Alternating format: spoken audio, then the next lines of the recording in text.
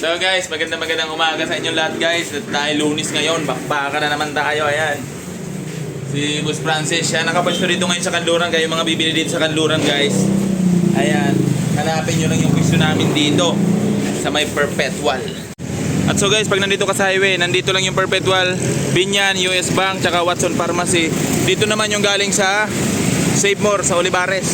Dito pag galing ka ng Pavilion, papasok ka lang dito sa Kanluran. Hanapin mo lang yung Minute Burger. Ayan, panlimang pwesto kami. Isa, ayan, dalawa. Sarado pa sila kasi napakaaga pa. Ayan, tatlo. Isa, dalawa, tatlo. Pang-apat kami, pang-apat. Pang-apat na pwesto, ayan. And naghahakot lang kami ng gamit dito. Kasi hindi kaya sa buhat. Medyo malayo. Hindi tayo kasya dyan sa eskinita. Kaya dito tayo dumadaan sa highway. Tamang prepare lang tayo ng gamit. Yeah. Ha?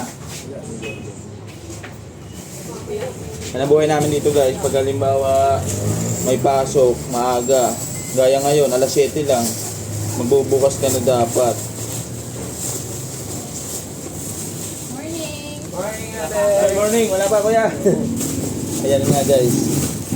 Kakabukas may mga naghahanap na. Kasi sanay na silang maaga kami nagbubukas.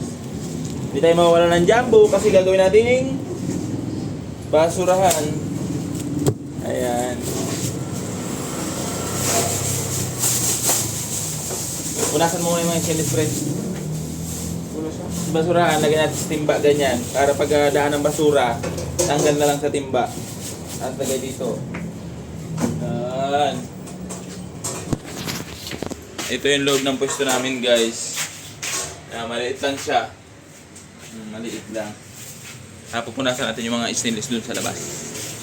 Siyempre, ito buhay natin. Tamang punas muna kasi pag walang tinda, naalikabukan. Tulad kahapon, linggo. Diba? Kahit sarado yung pwesto natin, maalikabok.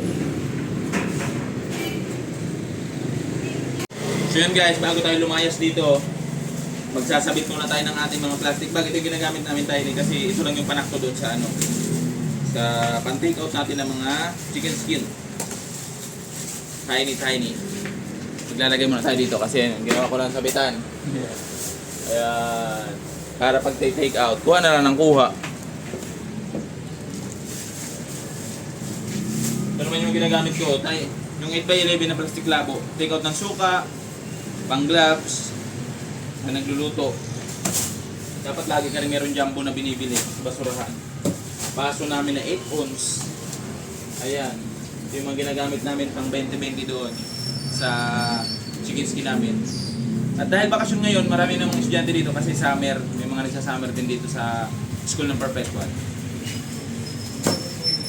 At ito yung pan-take out namin na papel. Ayan. Number 1. Uno sa Bicol. Number 1 ang size. So guys, at yung mga hindi nagagamitin dito, daling ko na doon sa labas. At habang wala pang bumibili, siyempre, repack muna ng suka para mamaya pag may bumili, nakaprepare na.